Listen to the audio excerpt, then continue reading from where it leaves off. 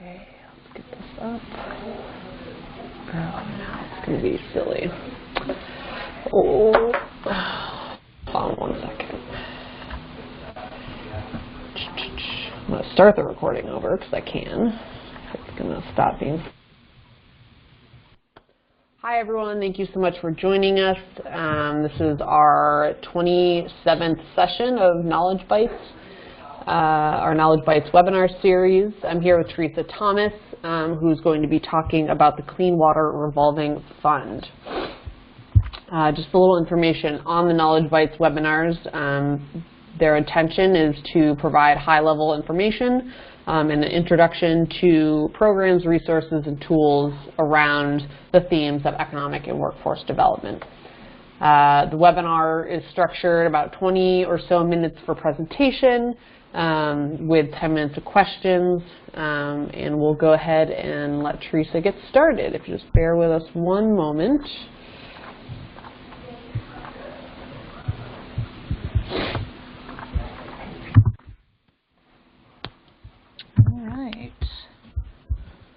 Get this pulled up here.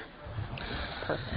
All right, so I am here to talk about not only the Clean Water State Revolving Fund, the CWSRF, it's been around for a really long time, but some recent legislative changes to the program that happened under what's known as Act 185. So I'll kind of do a once-over of the program in general and then talk about different areas that we can help fund municipalities, nonprofits, private entities with, you know, wastewater, stormwater, and all kinds of other infrastructure needs. So, okay. So this is just a general understanding of what our program is. So the Clean Water State Revolving Fund has been around for a really long time. So it's been around for almost 30 years, and it was created to put wastewater infrastructure in the ground in Vermont. So it originally started as a grant program and then quickly realized that a grant by itself wasn't sustainable for the amount of work that Vermont needed. So the way the program works, if you can imagine this S that's in the middle for the State Revolving Fund, that's sort of our pot of money. So you can see the arrow that we get money in from the federal government in the form of a grant from EPA. The state adds in a 20% or a 5-to-1 state match, and then we loan that money out.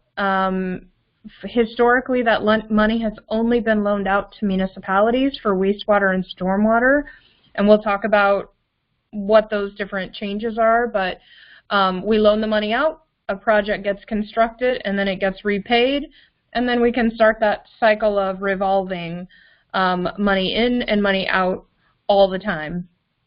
So it always stays available for future needs. So Act 185 did a lot of things that changed and brought Vermont's CWSRF, the Clean Water State Revolving Fund, forward in time. So the big three things that it did was created what's called a sponsorship program, which I will talk about that in a minute, which is, it's really a pairing of municipal and nonprofit projects together. The other thing that it did is it changed the kinds of projects that we can fund. So in the past, as I mentioned, it was only wastewater and stormwater. What we were quickly realizing is that the program was called a pollution control fund, and the reality was that Vermont's wastewater was a relatively small piece of that pie, and there were a lot of other things affecting clean water that were eligible federally, but that Vermont had not yet caught up to. So now this program has expanded the types of projects. So now we can fund almost anything that can have an argument for a clean water benefit. So things like landfills and underground storage tanks, contaminated sites, natural resource projects, which will be your conservation easements, etc. So the kinds of projects we can loan to has just exploded from a pretty small world to a larger one. And then the third piece that we did is expanded eligibility to private entities. So as I mentioned, the only people the program has been able to do business with for the past 30 years has been to municipal entities. And what the landscape had changed to in recent years is that the burden to maintain clean water has far surpassed what our municipalities can absorb. A good example of this are requirements in a few years for parcels that are 3 acres or greater of impervious surface will have to retrofit for stormwater. So our municipalities, if you look at the state of Vermont, they're a pretty small portion of the entities that are going to need to invest money in stormwater projects. But what Act 185 did is it opened up that universe to allow them to access our fund and to try and spread the weight of this off of only municipalities to also businesses and et cetera, having an access to capital. So those are the 3 big things. So sponsorship. So this is the piece of Act 185 that's definitely getting the most attention. What Act 185 does is it takes a traditional wastewater or stormwater project. So the example I always give is, let's say it's $1 million pipe replacement project in the town of Hartford. And if what it does is it combines that project with a 10-to-1 ratio of a natural resource project. So let's say the town of Hartford identified a conservation easement or a river corridor easement or an unsafe dam removal. So for the sake of this example, we'll say it's a $100,000 river corridor easement project. So they are going to take that $1 million pipe replacement project and their $100,000 easement project and come into our program for a loan for $1.1 million. So the kind of magic in sponsorship is kind of displayed in this picture. So the first example where it's just the bar with the green and the black. So we're a loan program, we're not a grant program. And so when a municipality takes out a loan from us for $1 million, that's that green portion. And then they pay back at a 2%, a really cheap, but still a 2%, what we call administrative fee, but it works the same as interest. So essentially a 2% interest rate over the span of 20 years. So they end up paying back $1 million plus a couple $100,000 in interest.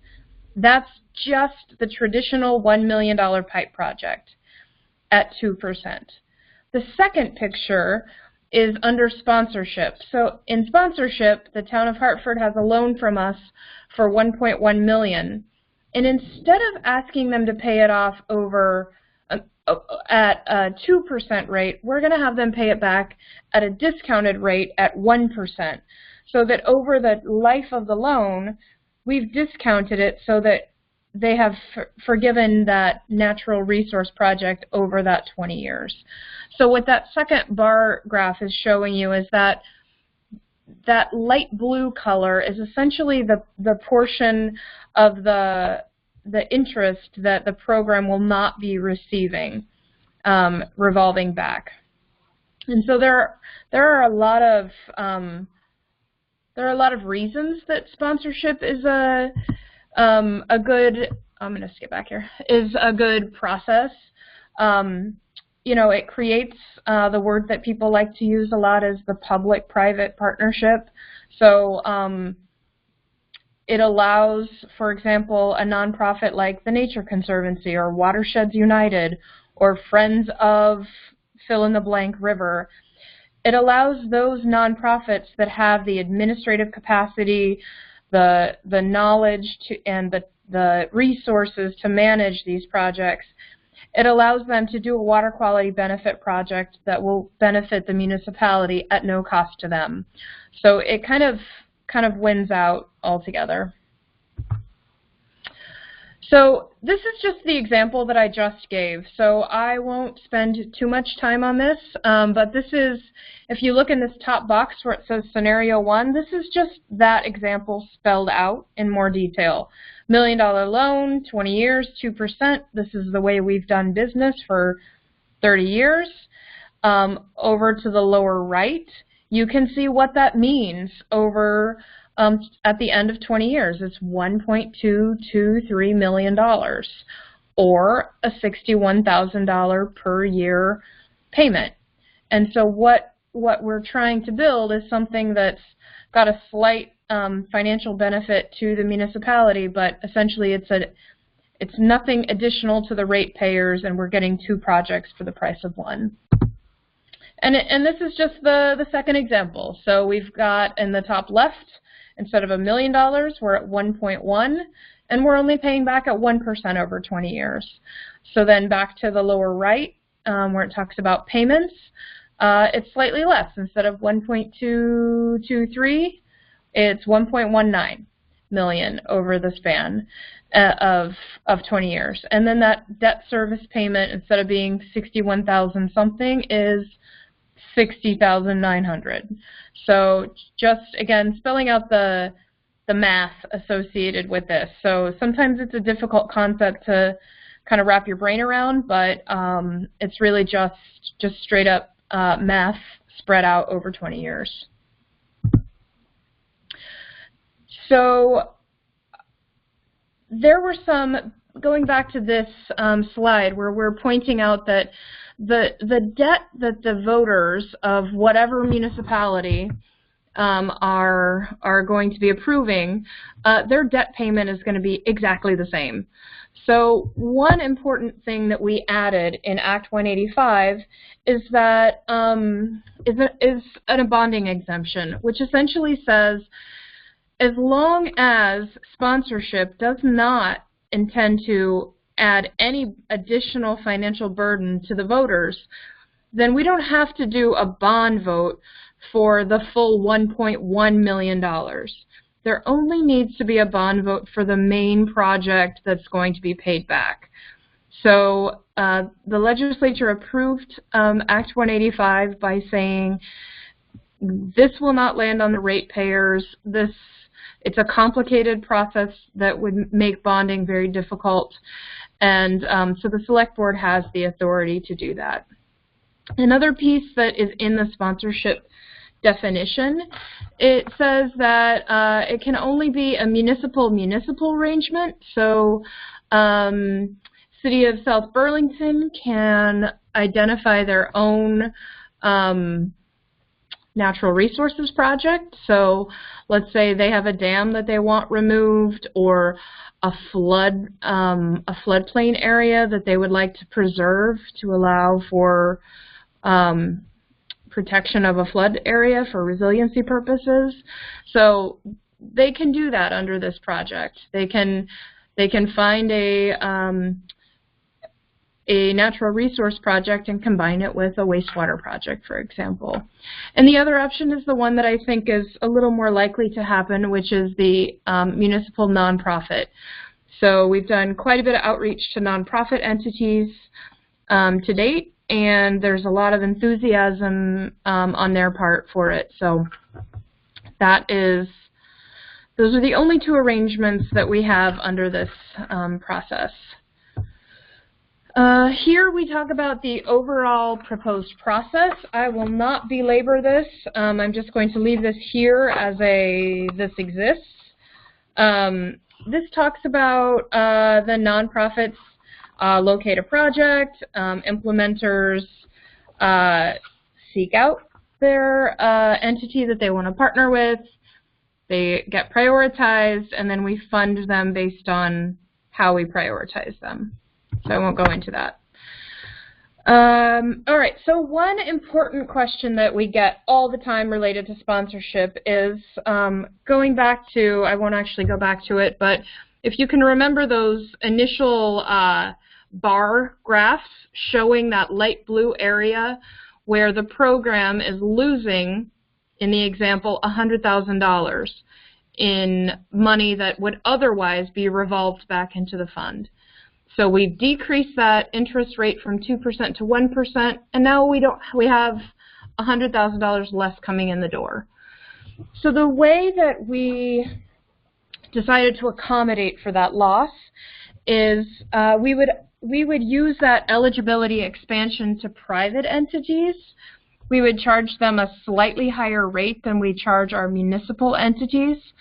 And then that additional revenue that we get from private entities will offset that loss to the fund. So, for example, the goal would be in, let's say, 5 years, if we have a well-established private entity and sponsorship program within the fund, that for every $100,000 in sponsorship that we do, there's $100,000 worth of private entity interest coming into the fund. So that's how we propose to make that up. So, and this second little circle is just a note to say that we won't be giving any free money to private entities, that we have really tried to build and structure a program that really favors our municipalities as sort of our kind of bread and butter of the program. I am not going to touch on this much. This is basically just to say that we use this to talk to municipalities and tell them that if they participate in sponsorship, they're much more likely to qualify for other state grant money that we administer. So it will increase the points associated with a project. We can, if anyone has any questions about that, we can talk in more specifics later. But this is an incentive to utilize the sponsorship program. It's an incentive for municipalities to choose to partner with nonprofits in this venture because we are, that would likely result in a higher grant receipt. Okay. So that is sort of nuts and bolts of what I had to get through in 20 minutes. So, so Sarah, I'm not sure where you want to go from here. Yeah, I have a question or two. Sure. You talked about Act 185. When did that come about? Was that like in the last legislative session or? No. Okay. So I've been working on the homework for this bill for 2 years. Okay. And it passed through House and Senate in this legislative session and was signed into law by the governor in May of 2018. So it's really new. So the next steps, which I guess I could have thrown a slide in there, the next steps on this is we will be amending our project lists here in the next month or so. And we will be asking for private projects, for expanded project types, and we'll also for sponsorship projects. So we'll be soliciting those. Okay, so you haven't, my next question was, have you dealt with any projects under this new process yet? Not yet. So since May, we've been working, we've had a couple of working sessions with some of the groups affected, and we have had some focus groups where we get both entities together, and we just had a lot of details to hash through, so we're hoping to have that kind of wrapped up by the end of the month. Great. And so if for any, I guess, municipalities and now nonprofits, if they needed or wanted more information or they weren't sure if the project they have in mind fits the bill, so to speak, they can just contact you, or is it? Absolutely. You know, okay. This is kind of my. I'm the one that gets to deal with this one as a constant in our office because we're such a small team that administers a lot of money. So absolutely, is there any questions?